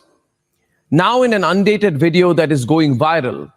Okay, before I go there, Dale says, "Hi, Cindy. I slid in very quiet." Dale, I caught you. You owe me some push-ups, brother. All right, drop in, give me 10. And people are still kind of commenting on the title of this video. I'm talking about some other related matters right now. But Jane is saying Marcus Ray is one of the head organizers for this. So I hear that's a reference to the Save the Children convoy. Now, I've been hearing the same thing, but I haven't seen any kind of evidence to support that Marcus Ray is behind this thing. I think it's probably more likely that if it is a Fed op, it's the same people who were behind Marcus Ray before, executing the same basic plan, basic modus operandi, because it's a lot of the same rhetoric. It's about taking over a certain district, just like Marcus Ray wanted to take over, government buildings and hold these common law courts, the white flag rhetoric, the common law rhetoric, a lot of the playing on people's emotions and stuff like that. So I don't think that Marcus Ray is any kind of a mastermind in any of this stuff. I think he was probably just the face of it, and we see the same kind of plan, I think, unfolding right now. It's probably more likely the case that the masterminds are still unknown to us, but it might be the same individual or group within the federal government who are behind all of it. And Carla is saying Marcus Ray is not involved. Yeah, I've seen no reason to believe that he is involved. So I'm not going to make that claim. So, all right, here's the Indian news. Trudeau's close ally, Jagmeet Singh, is seen sharing the platform with Khalistani terrorist Shamsher Singh. Remember, viewers, Jagmeet Singh is the person on whose support Trudeau exists. Exactly. And this direct link, therefore, between the Trudeau government in Canada and the Khalistani terror groups has been established. This is a link that is not aimed at embarrassing Canada. We are putting out details of this link so the Canadians realize what their country is becoming under Trudeau. Nothing but a terrorist haven. Let's debate. The Trudeau government in Canada is surviving with the support of NDP leader Jagmeet Singh. And here's proof of Trudeau government's direct link with Khalistani elements. Seen in this undated video is Trudeau aide Jagmeet Singh sharing space with pro-Khalistani Shamsher Singh, the man who was stung by Republic in 2018, where he openly admitted his secessionist and terror agenda. Completely for the secessionist movement. We want India to break up. We want the Naxals to have freedom, Dravidistan to be free. We want the Maoists to be free, because our enemy is the same. Our enemy is Delhi. Our enemy is the Brahmins in Delhi. It's Brahmanism as an ideology. It's the enemy of all the peoples of India, except for the Brahmins, of course, because they enjoy the benefit of that. But it's complete. It's a unification of our goals. All of our goals are aligned. We want Delhi to fall. We want the armed struggle is the only way.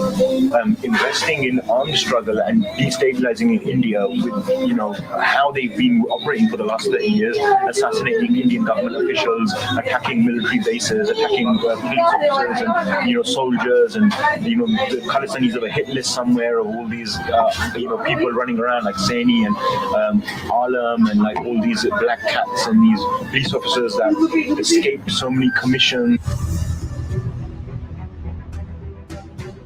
The biggest actions of the movements, we've killed 2,700 police officers. We've of various rank. We've killed the Prime Minister, the Chief Minister, generals of the army. These are all targeted killings. So even now, like what's been happening for the last 2.5 years with the KLF and targeting RSS leaders in India, it's the same thing. So the level of violence hasn't increased or decreased. Other leaders of Punjab's RSS, the Hindu Takat, they've been shot in the streets of Punjab by motorcycle-borne assailants. It's happening now. This is the reality. You believe they were part of the movement? Yeah, Khalistan Liberation Forces openly accepted that these guys were killed by Khalistan Liberation Force. A 2-week-long undercover operation revealed the real faces of the so-called Khalistani movement, starting with those who were openly calling for destabilizing India. One such. So there you go. It's a little too convenient for some of the radical elements over there coming from India with the Khalistani separatist movement. It is connected to Jagmeet Singh, who is not allowed to travel to the country of India, and so it seems to be the case that the regime is getting in bed with all of the radical elements around the world, all of the adversaries of the West. Whatever weakens the West is true, guys. And Rob is saying Marcus Ray equals Ray Epps. I made that comparison previously, actually.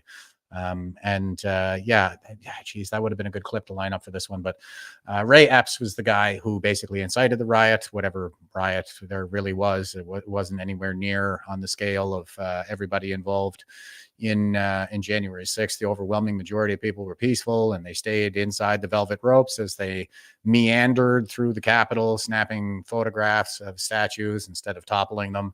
But Ray Epps was the guy who did incite violence on one side of the Capitol, and it is that violence that was used to tar the whole movement.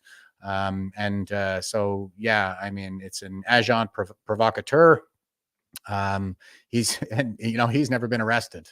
That's a good example, I think, of the kind of false flag that we're trying to avoid and how they orchestrate it. It's with these agent provocateurs who play on people's emotions and whip them up into a frenzy, play on their hopes and fears, and they then use whatever violent fallout or whatever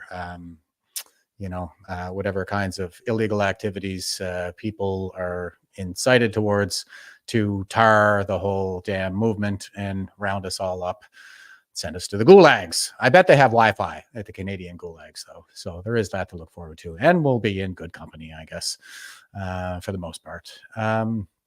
Okay, so here is an encouraging clip of Danielle Smith.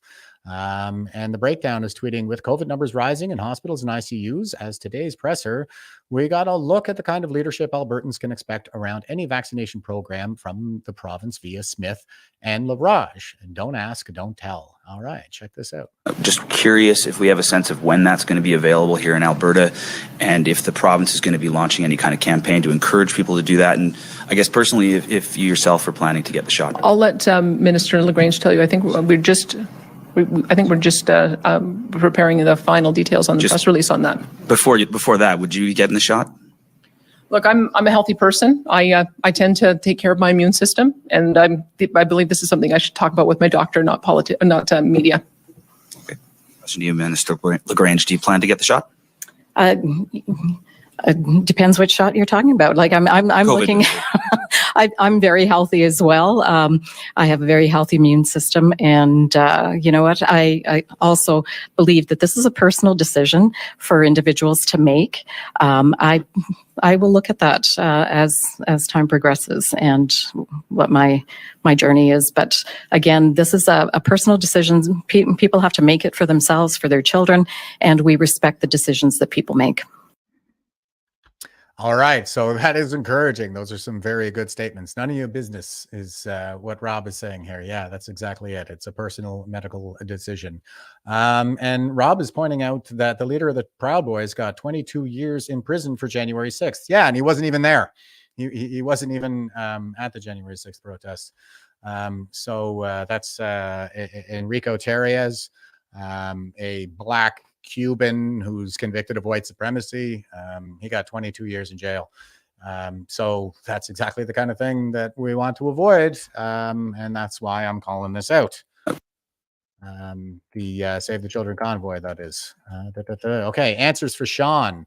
So answers for Sean is the father who lost a healthy son, hockey player, all that kind of stuff to the COVID mandates. So he is pursuing legal action here. This is the battle space in which we should be engaged. So good for him. And he's tweeting out, "It's been almost 2 years since I lost my beautiful boy, and now it's time for the answers Sean deserves. I am happy to announce that Umar Sheikh and Angela Wood have agreed to take on our case. In addition, Dr. Peter McCullough, MD, MPH, has agreed to act as an expert witness for us. Thank you all for your support over the 2 difficult years. I need your help now more than ever. This is just a start of what we can expect to be a long and difficult battle to get answers for Sean, to set crucial precedent, and to hold Canada accountable. I am asking you to contribute to the Give, Send, Go set up for Sean's case at this link." And here is the link. It's givesendgo.com/Golf Alpha Whiskey Yankee X-Ray. So GAWYX. This is the legal case. We all need to be fought and decided. The truth must come to light. All my boy wanted was to play hockey, and they forced him to get the vaccine. Now he is lost to us forever. The fundraiser is being managed and monitored by a third-party organization. I know there have been lots of requests to donate lately, and I know times are tough, but this is our chance to hold the government accountable and to get answers for Sean he deserves. Please use the hashtag answers for Sean in your tweets and messages. We love you, Sean. Thank you. And there you go.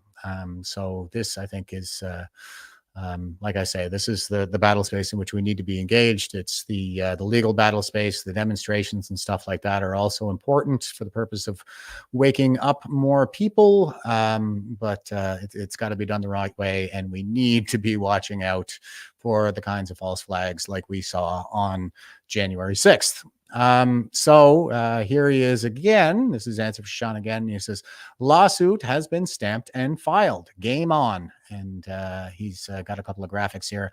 Ontario Superior Court of Justice, Daniel Hartman. That's the guy's name. It's Sean Hartman. Daniel Hartman is the father. And he's the plaintiff. And the defendants are listed as Pfizer Canada ULC and Pfizer Incorporated and BioNTech Manufacturing GmbH.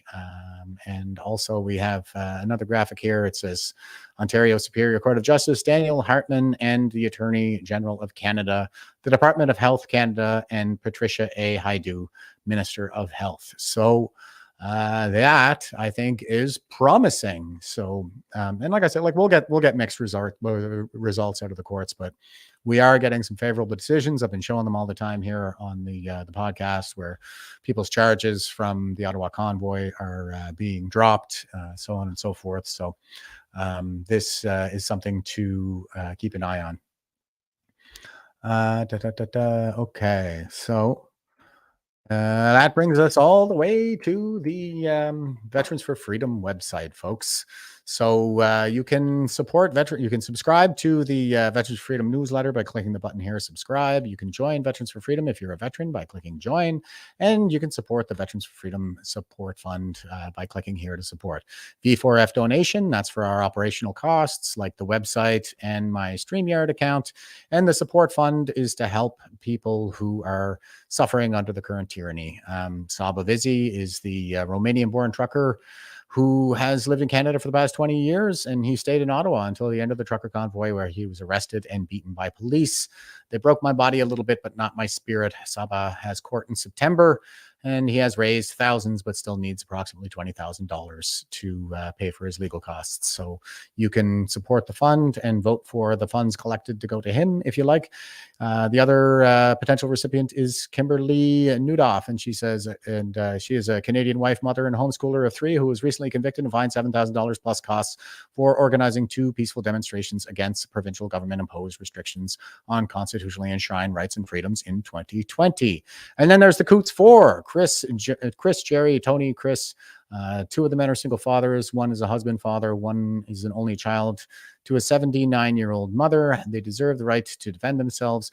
Unfortunately, this will come at great financial cost to them personally. So we're raising funds for them as well. And you can vote to have your donation, have the donations we collect go towards their legal defense. That is a really important one right now. And this is the kind of thing that we're trying to avoid by putting out that statement from, from Veterans for Freedom, from Police on Guard, from Mama's Bears, to say that we're not having anything to do with this convoy. Neither is the 1 Million March for Children. We're trying to avoid another situation where these people, like this looks like a total stitch up, like I said, and these guys are still in jail, so they're not doing a lot of freedom fighting right now. And if you're a freedom fighter out there who's, considering getting on board with this convoy and going to Toronto, then you might want to consider the fact that you're not going to be helping anybody if you're rotting in jail like these guys. And here is the Valor Legal Action Center. They say this is Catherine Christensen's initiative, and they're currently suing the military for the illegal order that was the vaccine mandate. This probably has the greatest potential of any case in Canada to really bring the truth to light in all of this. It's the tip of the spear. So you will have the option to send 10% of your donation this month to Valor Legal Action Center. So please give generously, folks. And that brings us all the way back to Dwight D. Eisenhower. He says, the search for a scapegoat is the easiest of all hunting expeditions. Right. So that is the modus operandi of the current regime, is they're constantly scapegoating everybody else. As the examples that I've given here with the Heritage Front being the kind of thing that the security establishment has been engaged in the past, where they're actually the driving force behind some of these extreme elements. There never would have been a Heritage Front if it wasn't for CSIS and their involvement. And we have the more recent example of January 6th, where Ray Epps is pretty clearly an agent provocateur who incited some violent elements within a broader, more peaceful movement in order for the regime to be able to paint the entire movement as somehow violent. And now we have guys like Enrico Terrier, international leader of the Proud Boys, doing 22 years in jail for it's not even clear to me what he could possibly, how he possibly got charged. But that is the kind of regime that we're up against, guys. So please, please, please heed this warning. Be smart, be safe, and there are better ways to do things around here. So that's it from me today, guys. I'm just going to throw to a few comments before I sign off. And Cindy is saying, thanks, Jeff Hertz. Take care of yourselves, friends. Yes, please take care, guys. Be smart and be safe out there. It's like I say, this Save the Children convoy, it really does appear to me to if they're not wittingly assisting the certain aspects within the federal government in kind of gift wrapping the whole movement up and serving us up to the regime to have us all put in the internment camps, then they may be unwitting participants in a broader plot that probably involves the same elements within the federal government that were behind the whole Marcus Ray affair. And we do see this kind of monkey see, monkey do between the United States and Canada, importing a lot of the different tactics that we've seen, take hold down in the United States here in Canada. So we got to be mindful of this stuff, and we got to be guarded against it. So Colleen is saying, I can't wait for these lads to be freed. Such an atrocity. Yeah, that's with respect to the Coots 4. It really is an atrocity. So we don't want to see any more people get caught in one of these traps. Deborah is saying, thank you, Jeff, for this live. God bless and guard you and yours. Thank you very much. Brian is saying, all good, buddy. I'll keep an eye out for more info. It's impossible to keep up to date with the speed the info is coming out. I think that's part of the strategy too, is to overwhelm us. I'm just trying to, focus on the signal through the noise, catch all the wave tops and bring the important highlights to you guys. I don't think I could do a deep dive on all of these things, but I can definitely kind of zero in on what's important. That's my goal here. So, and Colleen says, thanks again, Jeff. Have a great day, everyone. Thank you for being with us. Metzislav says, great live show, Jeff. Have a great day. All a great day to you. And Elizabeth says, thanks, Jeff, for this live. Yes, my pleasure, Elizabeth. I don't know what I would be doing if it weren't this. I never missed a war yet, guys. Afghanistan, Iraq, and now the Canadian Communist coup. Hiking Adventures says, late to the live show, push-ups for V4F. Great morning. Good morning, Jeff and chat. Yeah, you're very late. I think that's going to be 30 push-ups for you. So, Metzislav is saying, was he even there? I think that was with respect to Enrico Terrier. No, I don't believe that he was actually at the Capitol during January 6th. Okay, guys. So that's it for me for today. I will bid you all farewell. Oh, I'll say, sorry, guys over on Rumble. Papa Squirrel says, great show, Sergeant Major. Thank you very much, Papa Squirrel. You guys are always with us, and I do appreciate you. And Uncle Kenny has given us the triple slashy. Yeah, thanks, guys. Thanks for being with us. And the Rumble channel really is where I'm trying to push everything right now, because it is the censorship-free platform. Okay, guys, that's it for me today. Thanks very much for staying with me. And until next time, stay frosty and stay safe out there.